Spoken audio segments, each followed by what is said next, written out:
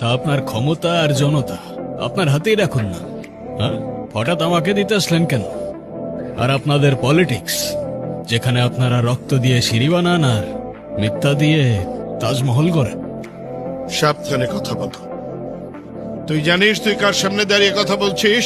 হ্যাঁ, জানি জানি। এই লোহাগড়ের বাজারের সিন্ডিকেট, টলিতে গলিতে ড্রাগস আর গরিবের হাহাকার, এই সব কিছুর মূল কারিগরই তো আপনি। আপনাকে না চেনার কি আছে সাহেব?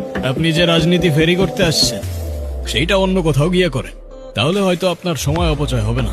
আচ্ছা, অনেক হয়েছে, অনেক। আমি তোকে সম্মান দিতে এসেছিলাম, কিন্তু এখন বুঝলাম এই সম্মানের যোগ্য তুই না। আপনাকে তো আগেই বলেছিলাম, স্বার্থ ছাড়া আসবেন একদিন আমার গ্যারেজে, শুধু হাত না বুকও মেলাম। কিন্তু বিনিময়ে যদি জুলুম করার সার্টিফিকেট চান, দুঃখিত। আফসোস, আপনি আসলেন ঠিকই, কিন্তু আপনার সেই স্বার্থ নিয়েই আসলেন। হেই,